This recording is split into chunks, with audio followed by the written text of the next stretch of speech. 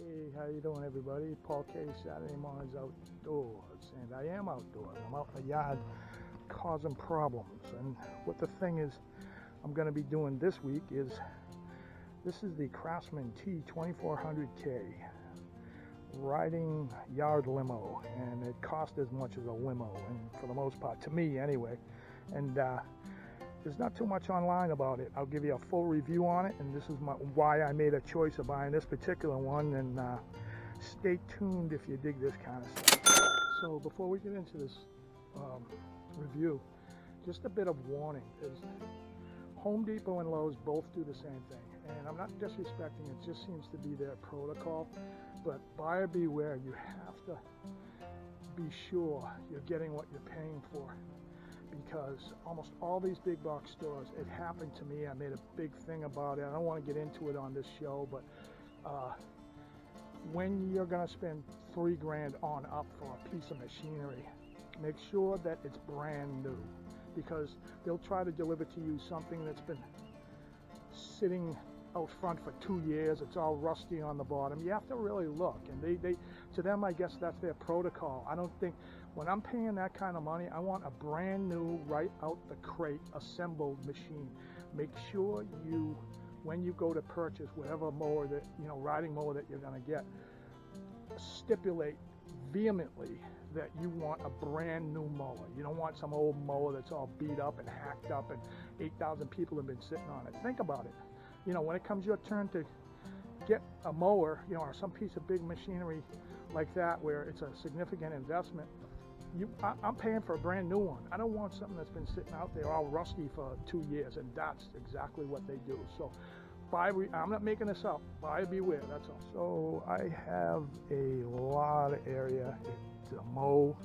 It goes down out back, and it's a couple acres, and I've been normally mowing with a powered push mower. You know what I'm talking about, the front wheel drive lawnmowers. I've been doing it for decades, and but these summers are really getting 115 degrees out here, and when I'm done, I still do it physically, but I'm sopping wet rag, and I don't want to risk a stroke. I'm getting a little older now, and it costs a lot of nickels for these riders. I don't know if you've seen the price of these lately, but they've like doubled in the past 10 years, the price of them. So I always wanted one anyway, but it took a while, saved up my nickels and dimes, and finally got one of these things. And it is a Craftsman T2400K.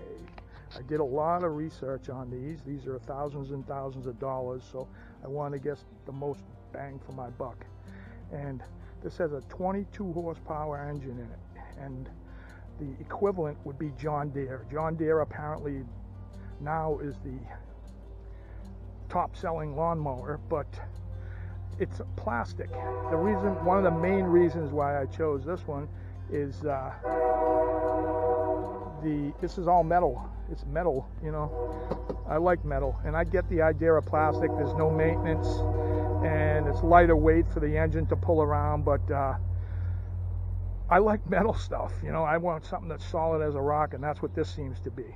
And so that's why I made this choice for this particular one. Plus, I've never had problems with Craftsman. I've owned many Craftsman walk-behind mowers over the years, and never had a problem. Most of the engines come from either Briggs & Stratton or Keller, and they're all the same engine-wise, so it doesn't really matter. Just pick your color. So in comparison, the ones that are at the same level of this as a 22 horsepower, well, the next one below this one's a Craftsman 2200K, not the 2400, but that's only got a 20 horsepower, and I have a couple acres to mow, so I could get away with it, but that has a 20 horsepower. Also, John Deere's S140 and S130, they're both 22 horsepowers, but the John Deere has a 48-inch deck, 48-inch cutting area, and the S130 has a little bit smaller, but once again, plastic, and I don't like the plastic. These Craftsmen are built like solid as a rock, man. That's why I chose, and they're just very substantial. They're very solidly built. So also, the main feature of this 2400K is it's called the tight turn radius model, And apparently, from what I understand, it says 5 degrees. So if you're into those zero turn sit-in type mowers, this is pretty close to 380 degrees. 5 degrees means it's going to go 375 degrees. So that you can see by the steering there that it's going to really go really tight, almost turn around on itself. And that's one of the main features of this bad boy. So aesthetically looking at it, it's got these cushiony kind of steering wheel type of deal. And the seat is extremely comfortable. I like something with a back. A lot of these chairs are plastic. It's got the drain hole in there too, if you can see that. That's a great feature. If you're going to leave it out, you'd be crazy if you did, being brand new. I buy one of these.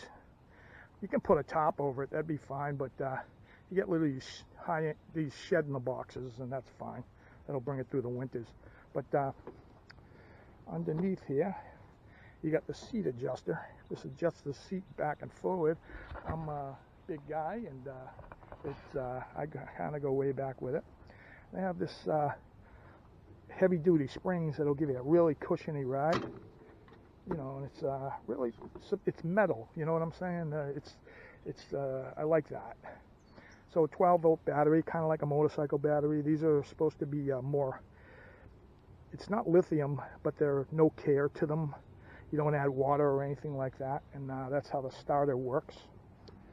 And these kind of non-essential items, but cup holder and put your phone in there or whatever. Those are kind of dumb, but it is what it is. Up in the front, on the front end, you got these headlights. I don't know who mows in the dark, but it has them. They got them on the snow blowers now too. I think they're kind of useless. Like, who's gonna snow blow in the middle of the freaking night? But I don't know. But it is what it is.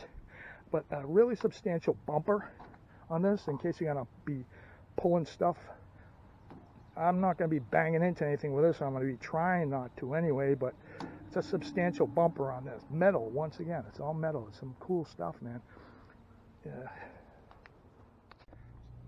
Kind of, those tires look like racing slicks, don't they?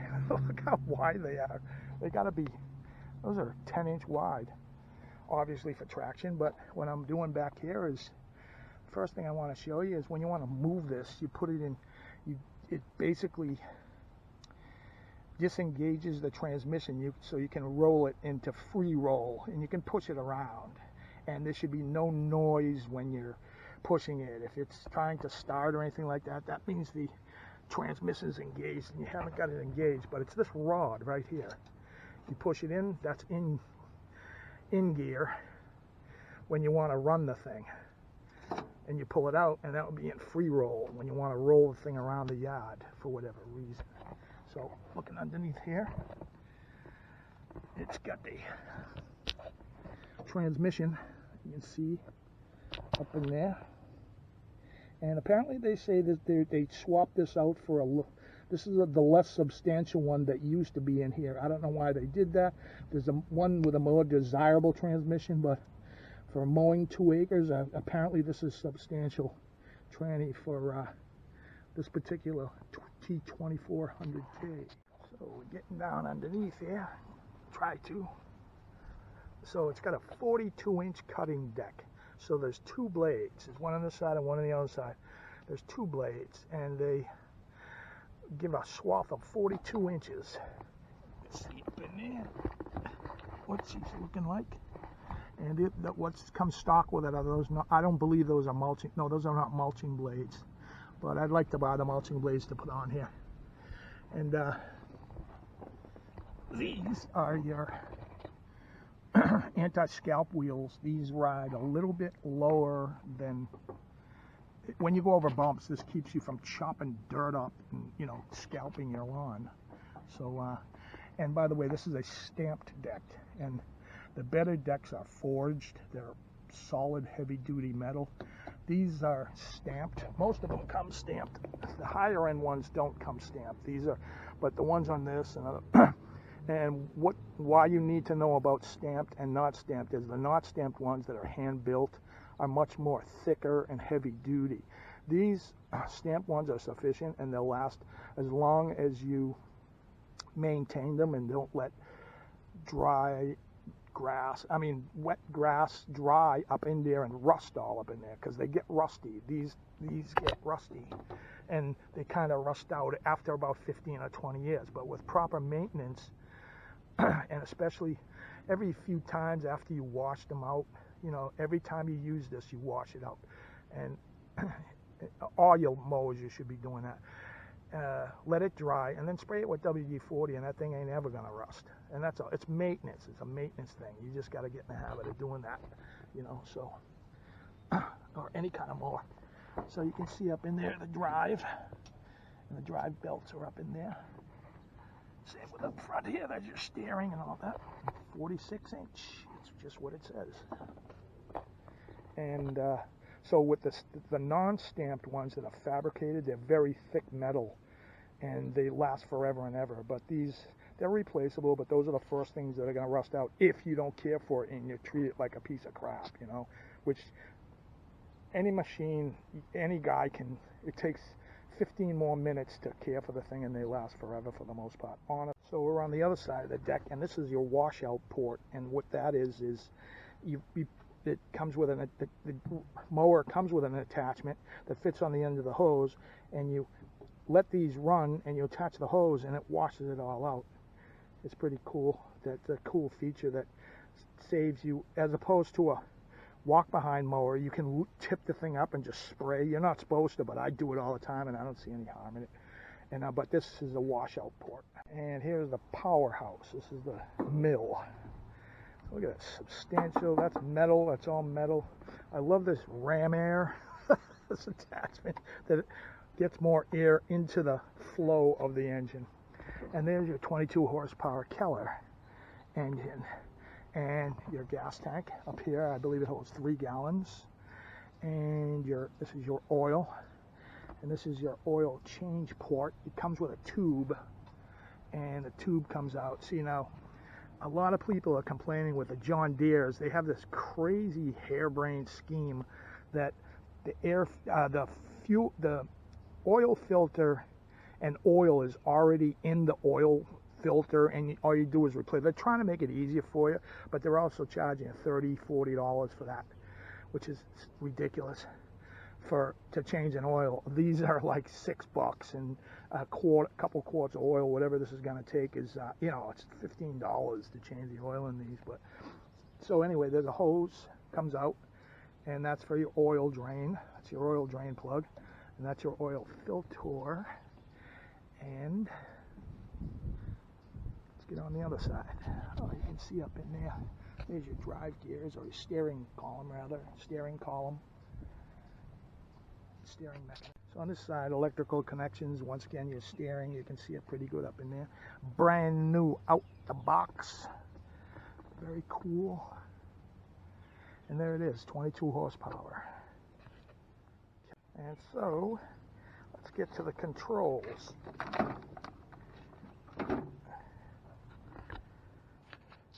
Alright, we'll start on the right. That's your forward drive pedal. This one, let me get up in there. Forward drive pedal. The more you press on it, the faster you go.